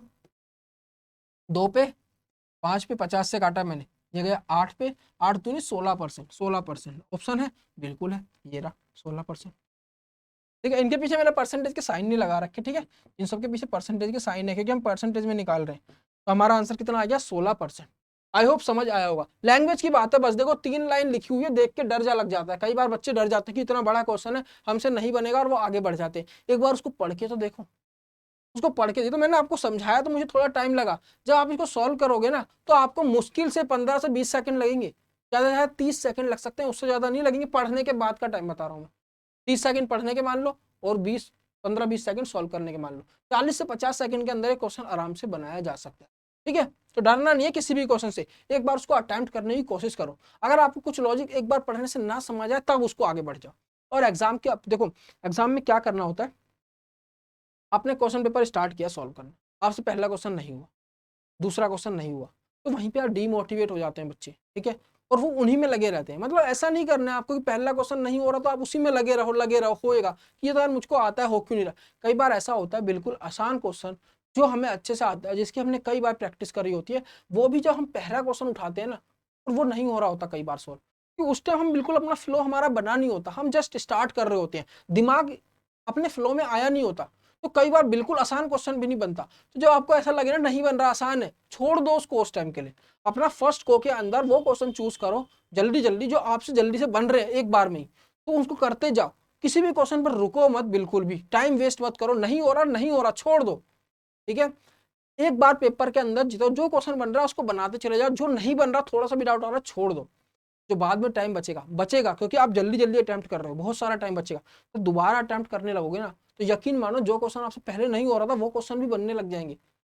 ये चीज मेरे साथ तो बहुत होती है, अब मैं बाकियों का नहीं पता, मेरे साथ बहुत होती है। मेरे साथ कई बार पहला दूसरा क्वेश्चन जो बिल्कुल इजी होता है, कई बार छोटा सा कॉन्सेप्ट लग रहा होता है पर शुरू में दिमाग नहीं चल रहा होता, नहीं हो पाता, लेकिन जब दोबारा आता हूँ ना तो पहली बार में हो जाता है वो क्वेश्चन। ऐसी चीजें मेरे साथ तो बहुत होती है और ये सबके साथ होती होंगी, अगर मेरे साथ होती है तो इस तरह से पेपर अटेम्प्ट नहीं करना है कि एक ही क्वेश्चन को लेके बैठ गया कि नहीं मैं तो करके मानूंगा, मेरी इज्जत की बात है, ठीक है, मैं कैसे छोड़ सकता हूँ, नहीं ऐसा नहीं, ये चीज मत करना कभी भी एग्जाम में। जो जितना बन रहा है शुरू में उसको बनाते जाओ बनाते जाओ बनाते जाओ, ठीक है। उसके बाद टाइम बचेगा बहुत, आधे से भी ज्यादा टाइम बचेगा आपके पास, ठीक है। आधा टाइम तो बचेगा बचेगा, दोबारा आओगे ना तो यकीन मानो जो क्वेश्चन आपसे पहले अटेम्प्ट में नहीं बने ना उसके 50% दूसरे अटेम्प्ट में बन जाएंगे पक्का एक बार में। इस तरह से अटेम्प्ट करा करो। आगे देखते हैं, बहुत लंबी वीडियो होती जा रही है, ठीक है, चलो जल्दी देखते हैं। Income of A is 20% less than the income of B, the income of C 70% of the sum of A plus B, अभी तो करा था, नहीं थोड़ा सा अलग है ना। चलो, इनकम ए की जो है 20% कम है बी से, और the income C 70% of the total income of A and B. चलो बी को अगर हम 100 मान लेते हैं, ये भी ध्यान रखो किसको 100 माने, बी को 100 मानने से इजी हो जाएगा, आप किसी और को 100 मानोगे तो थोड़ा मुश्किल होगा, ठीक है। इस चीज को देखो क्योंकि बी का हमें 20% लेस निकालना, ए पता चल जाएगा, और ए प्लस बी को प्लस करके उसका 70% निकालना, सी मिल जाएगा, तो इजिली मिल जाएगा। अगर ए को 100 मानोगे फिर उसको पता करने में बी को थोड़ी सी कैलकुलेशन करनी पड़ेगी, तो उस चीज को 100 मानो जिससे आप इजी सारी चीजें वैल्यूज पता कर सको। तो अगर बी मेरा 100 है तो ए कितना हो गया 20% कम, मतलब 80 हो गया। सी कितना है उसका 70%, तो 100 और 80 180, इसका 70% कितना हुआ, देखो 70% ऐसे भी निकाल सकते हो आप, मैंने बताया ना आपको 10% कितना होगा इसका 18, तो 18 को 7 से मल्टीप्लाई कर दो 70% हो जाएगा, समझ आया, आ गया ना। चलो तो कितना हो जाएगा 18 सत्ते 126, सी की वैल्यू आ गई 126। चलो ए बी सी आ गया, आप देखते हैं the income of D is 25% more than the income of C. C की इनकम से 25% ज्यादा है डी की, तो डी की भी देख लेते हैं। 25% ज्यादा है तो ये 126 है, 25% ज्यादा है तो 125/100 हो जाएगा, ये डी की इनकम हो गई। If the difference between the incomes of B and D, इन दोनों की इनकम का जो डिफरेंस है वो 23,000 दिया हुआ है हमको, तो ए की इनकम बतानी है। ठीक है, देखो इसको काटो आप पहले 5 पे 4 पे, अब क्या करो इस पूरे को 4 से मल्टीप्लाई कर दो, क्योंकि ये हमें ये एग्जैक्ट वैल्यू नहीं है इनकी, ये तो एक हमने वैल्यू मानी है, तो हम उसके मल्टीपल में भी तो वैल्यू मान सकते हैं। तो इसके नीचे का 4 को हटाने के लिए, या कट रहा है क्या, कट नहीं रहा, अगर कट रहा होता तो काट देते, कट नहीं रहा, इस 4 को सबसे मल्टीप्लाई कर दो, नीचे से हटाओ इसको ताकि कैलकुलेशन ईजी हो जाए। ठीक है, इस 4 को सबसे मल्टीप्लाई कर दो और ऊपर 5 आ गया यहाँ पे काटने के बाद, ये 5 और 4 से मल्टीप्लाई कर दो सबको। ठीक है, अब कितना आ गया 126 इंटू 5, कैसे करोगे जल्दी से मल्टीप्लाई, करने मत बैठ जाना, इसको 2 से डिवाइड कर दो सीधा सा, 6 3 और एक जीरो लगा दो 630। ठीक है, अब उसने बोला है बी और डी के बीच का डिफरेंस, बी की कितनी है 400, तो ये डिफरेंस जो आया कितना आया 230, ये डिफरेंस हमको किसके बराबर दिया हुआ है 23,000 के। ठीक है, 230 अगर 23,000 के बराबर है तो एक यूनिट की वैल्यू कितनी आ गई, एक जीरो से जीरो कैंसिल, 100 आ गई। ठीक है, 100 आ गई, तो एक यूनिट हमारी 100 के बराबर हो गई। उसने क्या पूछा, एक ही इनकम, एक ही इनकम क्या है 8 चौक 32 320, तो इसको मल्टीप्लाई कर दो 320 से, कितना आ गया 32,000, 32,000 आपकी एक ही इनकम आ गई, ऑप्शन है हाँ बिल्कुल है, ये आपका आंसर हो जाएगा। चलो आगे बढ़ते हैं। Population of a city increases this first year second year third year, simple question है बिल्कुल। ठीक है, पहले साल इतनी बढ़ रही है, दूसरे साल इतनी, तीसरे साल इतनी, तो हमें बताना है 3 साल बाद उसकी पॉपुलेशन इतने तक डिक्रीज हो गई है, इतनी decrease in 12,000, find the present population बतानी है। देखो 16 2/3 फ्रैक्शन वैल्यू याद है, 16 2/3 की कितनी होती है 1/6। ठीक है, 1/6, तो इसका मतलब क्या हुआ इंक्रीज हुई है। अगर पहले 6 पॉपुलेशन थी तो अब 7 हो गई है, समझ आया। दूसरे साल की बात करते हैं, 20% उसकी बढ़ी है, तो मतलब कि अगर 20% बढ़ी है, पहले 5 थी अगर, तो अब 6 हो गई है, यही हुआ 20%। फिर 40% घटी है, 40% घटी है मतलब पहले अगर 10 थी तो अब 6 हो गई है ना, 4/10 तो 6 हो गई। ठीक है, तो ये हमारा इस तरह से लिख लिया हमने। अब इसमें से देखो क्या होगा, 6 से 6 कैंसिल हो गया एक। ठीक है, ये आ गया 50 और ये आ गया 7 से 42, 42, तो पॉपुलेशन कितनी बची, कितनी घट गई 8 पॉपुलेशन घट गई। ठीक है, if decrease in population is 12,000, कितनी पॉपुलेशन डिक्रीज हुई है 3 साल के अंदर, 12,000 पॉपुलेशन कम हो गई है, पहले जितनी थी 3 साल बाद 12,000 कम हो गई है। ठीक है, और हमारी कितनी कम हुई है, पहले 50 थी अब 42, मतलब 8 कम हुई है, तो इसका मतलब ये 8 12,000 के इक्वलेंट हो गया। तो एक यूनिट कितनी आ गई आपके पास 12,000 इंटू में डिवाइडेड बाय 8, इसको कैंसिल करोगे तो आप 1 पे 5 पे 1500, एक यूनिट 1500 के बराबर आ गई। प्रेजेंट पॉपुलेशन बतानी है उसकी, प्रेजेंट पॉपुलेशन क्या है उसकी 42 है, 42 है ना उसकी प्रेजेंट पॉपुलेशन, तो 42 को मल्टीप्लाई कर दो किसके साथ 15 के साथ। कैसे करोगे 10 से करोगे 420 आएगा, 420 आएगा, फिर उसमें इसका आधा ऐड कर दो 210, तो ये हो गया 0 3 और 6 और 2 जीरो, ये 63,000, 63,000 है आंसर में, बिल्कुल है सर ये रहा। समझ आया ना कैलकुलेशन कैसे करनी है, ये चीज इंपॉर्टेंट है, इसको समझो कि कैलकुलेशन को कैसे तेज कर सकते हो, इसको सोल्व करने मत बैठ जाना, ठीक है बहुत टाइम लग जाएगा। चलो, the income of A is 60% less than B, the expenditure of A is equal to 60% of B, B's expenditure. If A's income is equal to 70% of B's expenditure, then what is the ratio of the savings of A and B? देखो बहुत ही प्यारा question है, बहुत अच्छा question है, language में घुमाया हुआ है इसको। ठीक है, तो इसको ध्यान से देखो कैसे कराता हूँ।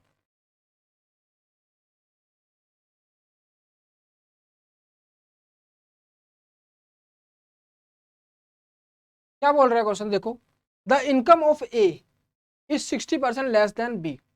ठीक है, चलो इनकम की बात हो रही है, पहले इनकम की बात हो रही है, इनकम तो अगर बी की इनकम 100 है तो ए की इनकम कितनी हो जाएगी हमारे पास 60% लेस, मतलब 40 हो गई, ठीक है। And the expenditure of A is equal to 60% of B's expenditure, expenditure की बात हो रही है, ठीक है। एक्सपेंडिचर अगर बी का मान लो 100 है तो उसका 60% एक्सपेंडिचर ए का है, तो ए का एक्सपेंडिचर हो गया 60। अब देखो ध्यान से देखना, if A income is equal to 70% of B expenditure, A की जो इनकम है ना वो बी के एक्सपेंडिचर के 70% है। बी का एक्सपेंडिचर कितना है 100 है, इसका 70% कितना हुआ 70 ही आ गया, 70 ही आ गया, ठीक है। इसका मतलब क्या हुआ कि ए की जो वैल्यू है ना 40 नहीं है 70 है। इसके अकॉर्डिंग, इस वाली इक्वेशन के अकॉर्डिंग ए की जो वैल्यू है इनकम है वो 40 नहीं है 70 है, ठीक है। तो अगर ये 70 है तो बी कितना हो जाएगा, बी की अगर हम निकालेंगे कि बी की वैल्यू कितनी हो जाएगी तो देखो 2/40, नहीं नहीं 40 हमारा 70 के बराबर है। अब देखो पहले 40 हमने ए को लिया था लेकिन ए क्या है हमारे पास 70 है ना, ठीक है। तो उसी रेशो में हम बी को निकाल देंगे, तो एक यूनिट आ गई 70/40, तो बी की वैल्यू कितनी आ जाएगी हमारे पास इसके अकॉर्डिंग 35 और ये 5, ये आएगा ना, 4 से 2 से काटा 5, 2 से काटा 35/5, तो इसको काटेंगे अगर हम 175 तो ये वैल्यू रही होगी 175 और ये वैल्यू रही होगी 40 की जगह कितनी 70। क्या आप इसका निकाल के देख लो, इसका आप 60% क्लास निकालोगे मतलब इसका 40% निकालोगे तो यही आएगा, समझ गए। देखो 10% कितना हुआ 17.5, उसको 4 गुना कर दो 35 और 35 दूनी 70, ठीक है। तो ये इक्वेशन सेटिस्फाई हो रही है। इसके अकॉर्डिंग हमने पता कर लिया कि ए की सैलरी कितनी है, अब तो ईजी हो जाएगा, आराम से हो जाएगा, आप देखो कुछ नहीं है इसमें। Then what is the ratio of the saving of A and B, A और बी की सेविंग का रेशो बताना है। अगर ए की इनकम 70 है, इतने खर्च कर दिए, सेविंग 10 रुपये बचे इसके पास, 10 यूनिट बची इसके पास, 175 इसकी इनकम थी, 100 उसने खर्च कर दी, कितने बचे उसके पास 75, तो रेशो कितनी हो गई इनकी 10/75, 10/75, ठीक है। कितनी होगी 2/25, 5 से काटेंगे तो 1 5, 2/15, 2:15, तो ये रहा आपका। अच्छा क्वेश्चन था ना, इसके अंदर सारा खेल किसका था, लैंग्वेज का था, और लैंग्वेज की वजह से कई बच्चे इसको क्वेश्चन को छोड़ के आ जाएंगे, छोड़ के नहीं आना है, ठीक है। चलो आगे बढ़ते हैं। ABC donates 8%, 7%, 9% of their salaries respectively to a charitable trust. The salaries of A and B are the same and the difference between their donation is rupees 259। देखो ए और बी की सैलरी बराबर है, ये याद रखो पहले, ए और बी की सैलरी बराबर है। अब उसने बोला है अगर सैलरी बराबर है तो ए की सैलरी का 8% और बी की सैलरी का 7%, तो इन दोनों को माइनस कर सकते हैं ना, जो ए की सैलरी का 8% आएगा और ए की सैलरी का 7% आएगा वो बी के बराबर ही तो होगा। अगर दोनों की सैलरी बराबर है तो अगर मैं इसमें से इसको माइनस कर दूं 1%, तो ये किसके बराबर हो जाएगा, जो मुझे इसका डिफरेंस दिया हुआ है, देखो डिफरेंस ए और बी का डिफरेंस 259, मतलब 1% 259 के बराबर है। ये समझ आया क्यों, ये इस वजह से हो पाया क्योंकि ए और बी की वैल्यू तो सेम है ना। अगर मैं इसको भी ए लिख लूं बी की जगह तो ए का 8% और ए का 7%, तो ए के 8% में से ए का 7% गया, कितना बचा 1%, वही हमको किसके बराबर दिया हुआ है, इसके बराबर दिया हुआ है। समझो इस चीज को, ठीक है, समझ गए। तो 1% हमें पता चल गया। अब इसका अगर हम 100% निकाल दें, 100%, वही ए और बी की सैलरी हो जाएगी। तो ए और बी की सैलरी हमारे पास कितनी आ गई है बच्चों, ए और बी की सैलरी आ गई है हमारे पास 2,25,900 रुपये, ठीक है। ये ए और बी की हमारे पास सैलरी आ गई। अब देखो क्या बोल रहा हूँ, the total donation of A and B is rupees 1185 more than that of C. जो ए और बी की जो टोटल डोनेशन है वो सी की डोनेशन से 1185 रुपये ज्यादा है। तो ए और बी की डोनेशन निकालते हैं। अब देखो ए की डोनेशन 8% है, बी की 7%, दोनों की सैलरी बराबर है, दोनों का 15% अगर हम एक की सैलरी का निकाल दे वही डोनेशन होगी एक की, नहीं रुको, हाँ टोटल डोनेशन हो जाएगी, ठीक है। तो टोटल डोनेशन कितनी हो जाएगी, इसकी 8% और इसकी 7%, तो हम 15% निकाल देते हैं ना सीधा, ये याद रखो 25,900। तो ए और बी की सैलरी कितनी है हमारे पास 25,900, ठीक है। अब हम ए का शेयर निकालने के लिए क्या करेंगे, इसका 8% निकालेंगे, कुछ वैल्यू आएगी। बी की डोनेशन निकालने के लिए इसी का 7% निकालेंगे, कुछ वैल्यू आएगी। तो हम अलग अलग क्यों निकालें, हम इसका 15% टोटल ही निकाल दें। 15% अगर मैं इसका टोटल निकाल दूंगा तो मेरे पास कितना आ जाएगा 259 इंटू में 15, ये किसका शेयर आ गया, ए और बी का शेयर आ गया, ठीक है। तो कितना आ जाएगा, इसकी वैल्यू निकाल लेते हैं हम, 2590 और इसी का आधा 1295, ये 5 1295। तो ये हो गया, तो ऐड करना है हमें 818 3885 3885। इन दोनों का शेयर हो गया ए और बी ने जितना डोनेशन किया है, ठीक है। इसका 8%, इसका 7%। अब सी का डोनेशन इससे 1185 कम होगा, क्योंकि सी से 1185 ज्यादा है इन दोनों का डोनेशन। तो इसमें से अगर हम 1185 घटा दें तो हमारे पास सी का डोनेशन आ जाएगा 0027। तो सी ने कितने डोनेट करे, सी ने 2700 रुपए डोनेट करे, ठीक है। और सी का डोनेशन कितना था, 9%। तो अगर सी का डोनेशन 9% है और 2700 रुपए के बराबर है, तो 9% जो है सी का किसके बराबर है, 2700 के बराबर है। तो 100% कितना हो जाएगा, 100 के निकालने के लिए, मतलब सी का जो पूरी सैलरी है उसकी, वो निकालने के लिए क्या करेंगे हम, 2700 डिवाइडेड बाय 9 इंटू में 100, ये गया 3 पे। तो सी की जो सैलरी आ गई, सी की आ गई 30,000 रुपए। अब हमें तीनों का पता चल गया, सी की 30,000, ए की 25,900, बी की भी 25,900, ठीक है। तो इतना डिलीट कर लेते हैं, 25,900, 25,900 और 30,000। सी की कितनी आई है, 30,000।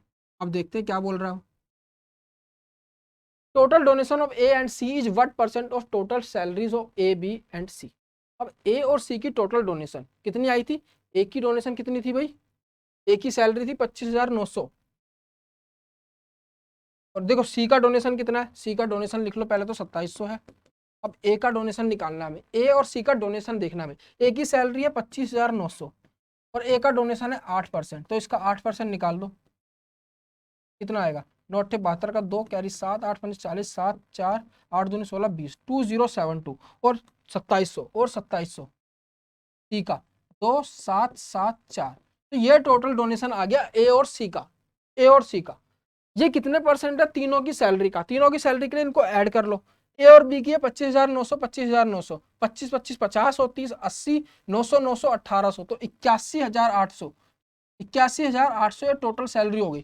तो ये कितना परसेंट है इसका, ये निकालना है हमें, ठीक है। 4772 जो है, बहुत अच्छा क्वेश्चन है यार, ये तो काफी ज्यादा इसके अंदर कैलकुलेशन आ गई। ये कितने परसेंट है फाइनली, अब हमें ये निकालना है।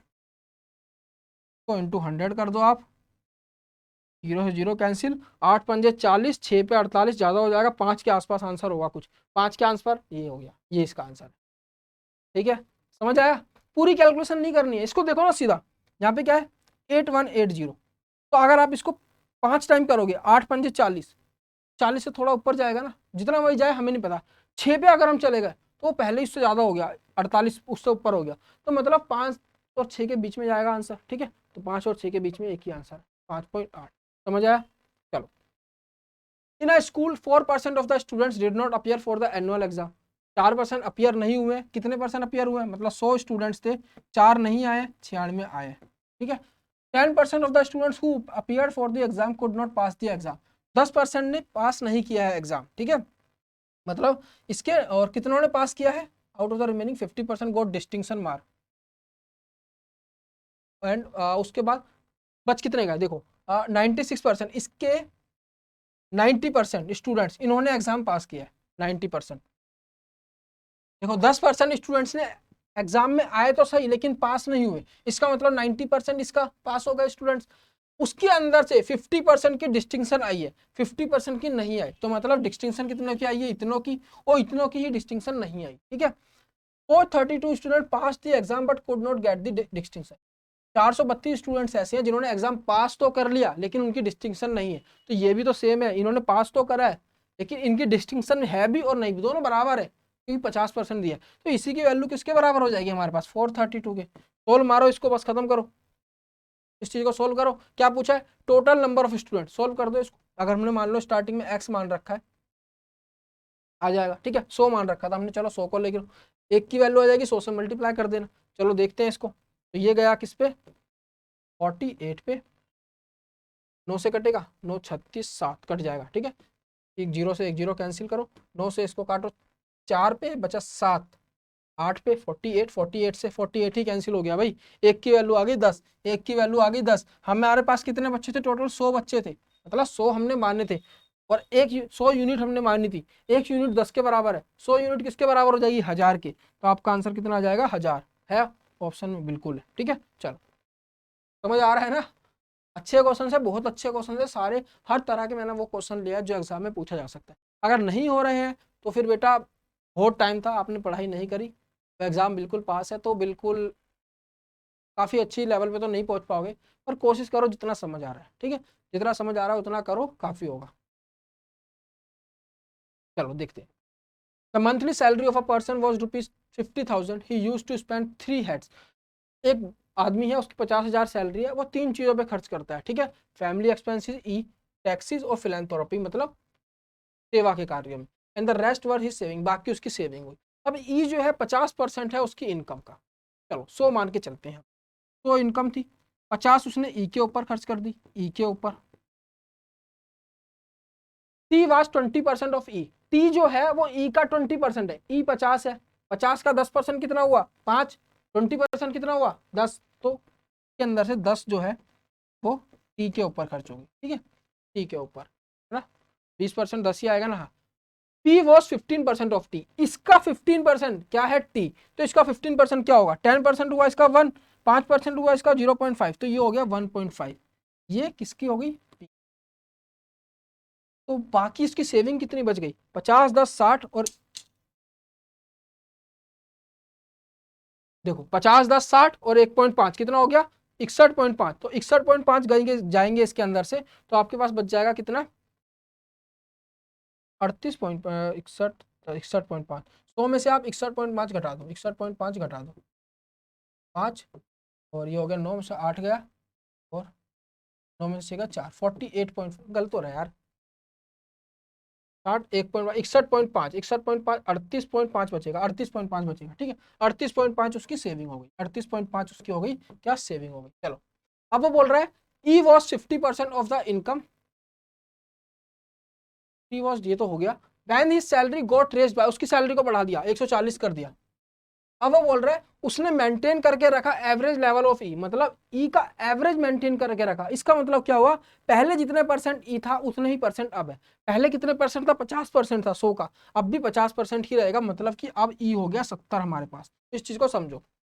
अब बोला टी जो है वो 30% हो गया ई का, इसका 30%, इसका 10% कितना हुआ 7, 7 या 21, तो वो हो गया 21, ठीक है, और पी कितना हो गया 20% ऑफ टी, इसका 20%, इसका 10% हुआ 2.1, और 20% हो जाएगा 4.2, तो यहाँ पे उसकी सेविंग कितनी हुई 70 20 90, 90 और 4 94, 95, 95.2, 95.2 उसके एक्सपेंडिचर हो गया, 140 में से 95.2 जाएंगे तो आपके पास बचेगा 8 और 24, 24.8 नहीं सॉरी 44.8, 44.8 उसकी अब जो है क्या हो गई है, यहाँ पर उसकी इनका सेविंग्स हो गई है। अब उसने बोला है कितनी सेविंग्स है, ज़्यादा है कम है, तो पहली चीज़ तो देखो पहले कितनी सेविंग थी 38.5 और अब है 44.8, तो मतलब सेविंग इंक्रीज हुई है, तो पहली चीज़ ये दोनों ऑप्शन तो घट गए, हट गए। अब देखो कितनी इंक्रीज हुई है 5 39, 5 आएगा एक तो, और यहाँ से 4.8 और एक 5, 5.8 और 5 6.3, 6.3 आएगा, डिवाइडेड बाय 38.5 इंटू 100, इसको आप सोल्व कर दोगे तो ये हो गया 6300 डिवाइडेड बाय 385, तो लगभग लगभग ये कितने पे जाएगा,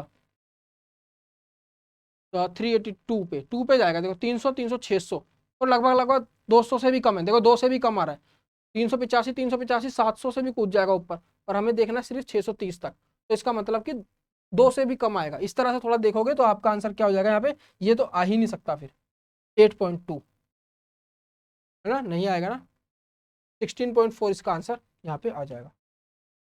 तो सॉल्व करके देख लो, चाहे आप इसको वैल्यू निकालोगे तो आ जाएगा, 5 से काट के देख लो, ऐसा कर लो, 7 पे गया, 7 पे गया, ये गया 5 से, 1 पे, 2 पे, 6 पे, 0, ठीक है, ये आएगा ना, उसको सोल्व करना आ जाएगा। वीडियो बहुत लंबी हो रही है तो इसको इतनी इतनी कैलकुलेशन अब नहीं कर पाऊंगा ना, इसको इसमें कोई शॉर्ट ट्रिक नहीं लग पाएगी, आपको कैलकुलेट करना ही पड़ेगा। इसको देखते हैं, एन अमाउंट ऑफ रुपीज 236 रुपये का अमाउंट है, 2236 रुपये का, इसको डिवाइड कर दिया A B C in such a way A gets 25% more than C, A के पास क्या आया बी से सी से 25% ज्यादा, मतलब अगर सी के पास 4 रहा होगा तो इसके पास 5 आया होगा, ठीक है, सी गेट्स 25% लेस देन बी, तो अगर हम बी को भी देखें तो बी के पास जितना आया होगा, मान लो इसके पास 25% कम, इस पे अगर 4 आया है तो इस पे 3 आया होगा, 25% कम, ठीक है, तो इनको बराबर कर लो, इसको मल्टीप्लाई कर लो 3 से, तो ये हो गया 15, ये 12, और इसको कर लो 4 से, ये हो जाएगा 12 और ये 16।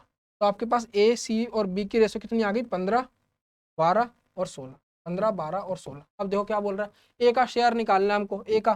तो टोटल देखो 15, 31 और 12, 43। 43 किसके बराबर दिया हुआ है आपको, 2236 के बराबर दिया हुआ है, 2236 के बराबर दिया हुआ है। तो 2236 एक यूनिट किसके बराबर आ गई 43, इंटू में ए का निकालना है हमको, ए का शेयर, एक कितना हो गया 15, तो इंटू 15। इसको सॉल्व कर दो आप, आपका आंसर आ जाएगा। ठीक है, अब मैं इसको सॉल्व करूंगा तो फिर टाइम लग जाएगा, वीडियो बहुत ज़्यादा लंबी हो जाएगी, इसलिए इसको आगे बढ़ते। A man gave 20% of his salary to his only son and only daughter. एक मैन है, उसने अपनी 20% सैलरी अपने एक बेटे और एक बेटी को दे दी है। मतलब अगर उसकी सैलरी 100 है तो उसने 20 दे दिया अपने सन और डॉटर को, और बाकी 80 उसके पास बच गई। अब the ratio of amount given to son and daughter इतने रेशो में दी हुई है, मतलब टोटल 5 हो गया, हमारे पास 20 है, एक यूनिट हो गई 4 के बराबर। तो 4 और 3, 4 तिया 12, मतलब 12 जाएगा किसके पास, सन के पास, और 8 जाएगा किसके पास, डॉटर के पास, 8 रुपए। अब वो बोल रहा है जितना अमाउंट डॉटर के पास गया है उसका डबल इन्वेस्ट कर दिया किसके अंदर, LIC के अंदर। डॉटर पे 8 गया है तो LIC में उसने 16 रुपए इन्वेस्ट कर दिए। टोटल उसके पास कितने पैसे चले गए, उसके पास से 20 और 16 36 रुपए गए, बच गए उसके पास कितने रुपए, उसके पास सेविंग कितनी बच गई, 36 गए अगर 64, 64। अब इसका भी उसने क्या करा, out of the remaining he give 1/4 जो है अपनी वाइफ को दे दिया। इसका 1/4 कितना हो गया 16 16 रुपए दे दिए, 64 में 16 गए 48। अब उसके पास 48 रुपए बच गए हैं बस। ठीक है, 48 रुपए बच गए हैं। After that he was left with rupees दी। ये 48 किसके बराबर है, 16,800 के बराबर है, 16,800 के बराबर है। ठीक है, 16,800 के बराबर। तो 16,800 यहाँ से पता चल जाएगा। LIC में कितने पैसे दिए हैं उसने, निकाल लो यहाँ से, सिंपल 16 रुपए दिए थे, 16 यूनिट दी थी, मतलब 16 यूनिट। ठीक है, तो एक यूनिट में कितने आ गए 16,800 डिवाइडेड बाय 48 इंटू में 16। तो ये तो सिंपल कट रहा है 3 पे, और ये 3 से गया 5 पे, बचा 1 6, 5600 रुपये, 5600 रुपये आंसर है। बिल्कुल है, ये आंसर हो जाएगा। ठीक है, समझ आ रहा है। चलो आगे देखते हैं, वीडियो बहुत ज़्यादा लंबी हो रही है यार। इन an examination the minimum pass percent, थोड़ा जल्दी बढ़ा रहा हूँ, थोड़ा तेजी से देखना है इसको। In an examination the minimum pass percentage for reserve and unreserve, reserve category के लिए और अनरिजर्व कैटेगरी के लिए 40% और 54% चाहिए पास होने के लिए। एक कैंडिडेट अनरिजर्व कैटेगरी से 300 मार्क्स लेता है लेकिन फेल हो जाता है 24 मार्क्स से। अगर आपके 300 मार्क्स हो रहे हैं, आप 24 मार्क्स से फेल हो रहे हो, इसका मतलब 324 मार्क्स चाहिए होंगे पास होने के लिए। तो अनरिजर्व का जो कैटेगरी का स्टूडेंट है उसको 324 नंबर चाहिए पास होने के लिए। और ये किसके बराबर होंगे, हमें पता है अनरिजर्व कैटेगरी में 54% के बराबर होने चाहिए आपके मार्क्स, तब आप पास होगे। तो ये 54% के बराबर ही तो होगा। अब उसने क्या पूछा है, रिजर्व कैटेगरी वाले को कितने मार्क्स चाहिए पास होने के लिए। तो रिजर्व कैटेगरी वाले को 40% चाहिए, 56%, 54% इसके बराबर है, 40 निकाल दो सिंपल, 324 बटे में 54 इंटू में 40, यही आएगा।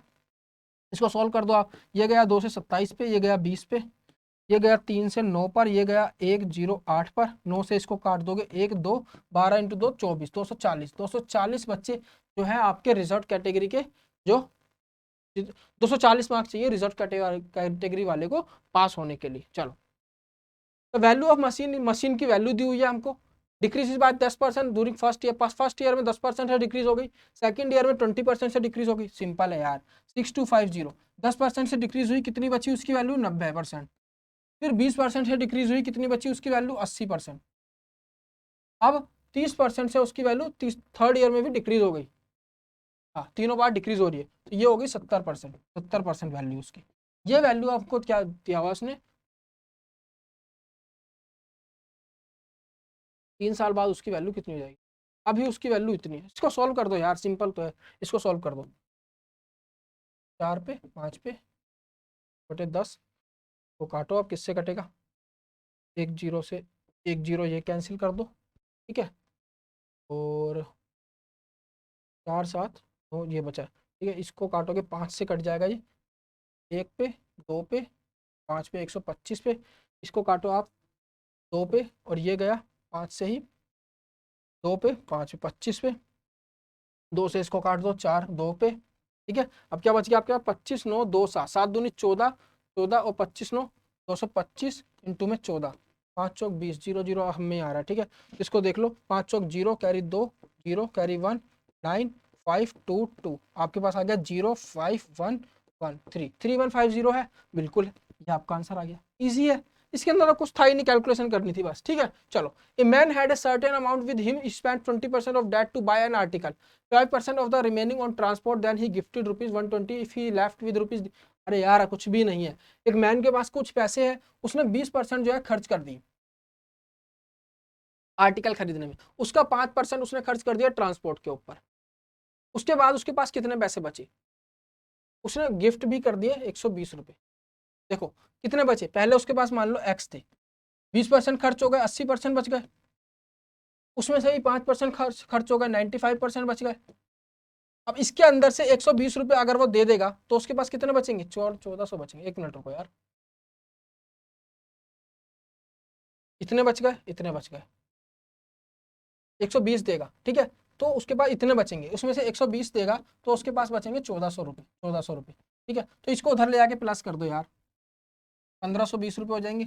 इसको सोल्व कर दो, एक्स की वैल्यू आ जाएगी, सिंपल, कुछ नहीं है, ठीक है। इसको सोल्व कर दोगे एक्स की वैल्यू आ जाएगी, निकाल ही लेते हैं, 4 5, ये हो गया 19 20, और आप काटोगे इसको तो 19 से 4 है, 4 से काट लेते हैं, तो 4 से काटोगे तो 3 बचा, 3 8 0 380, ठीक है। 19 दूनी 38, 20 पे गया, 20 पे, अब 5 दूनी 10, 10 दूनी 20, 20 200, एक्स की वैल्यू आ गई, ठीक है। उसने क्या पूछा, 5% उसने पूछा ट्रांसपोर्ट पे कितने खर्च हुए। अब टोटल 200 है, 5% मतलब 80% जो बचा था उसका 5%, 80% जो बचा था उसका 5%, ये निकालना है हमको। निकाल दो, 2 पे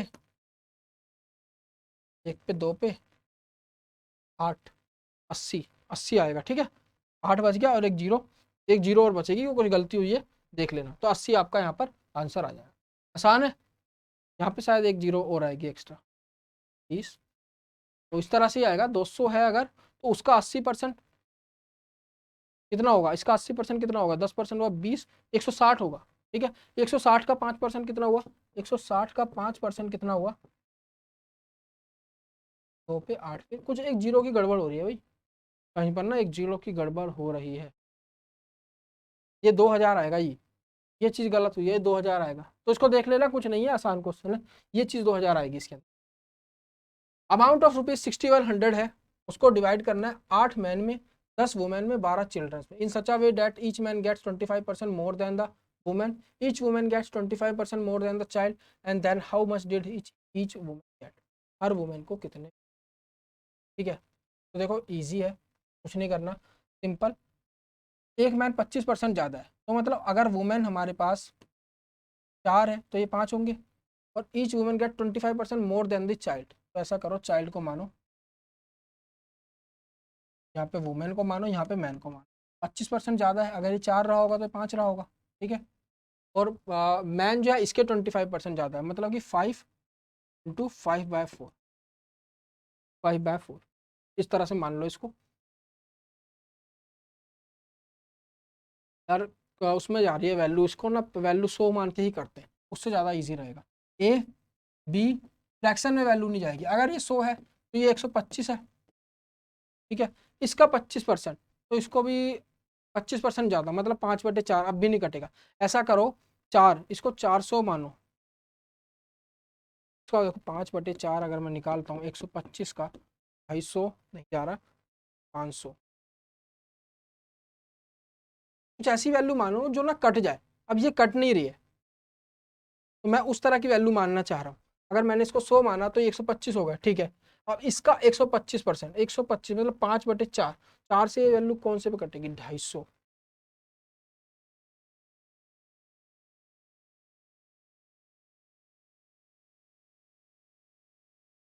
कोई वैल्यू ऐसी मिल नहीं रही है। अगर मैं इसको 300 450 भी मानता हूँ, नहीं, चलो 100 25, कोई वैल्यू ऐसी मानो यार, क्या मान सकते हैं हम, बताएगा कोई, थोड़ा सा कैलकुलेशन वाला क्वेश्चन है ये, पर क्वेश्चन अच्छा है। हमारी वो वैल्यू आ जाएगी ना कोई इस तरह की, तो ज़्यादा ईजी हो जाएगा हमारे लिए। तो 25% ज़्यादा, 125, 25% ज़्यादा है ना, ठीक है। मैन भी उससे 25% ज़्यादा है, 125 का 25%, तो ये हो गया कितना, 1/4, 4 से वैल्यू कटनी चाहिए 250, 500, अगर इस वैल्यू को हम 500 मान ले, ये कितनी हो जाएगी,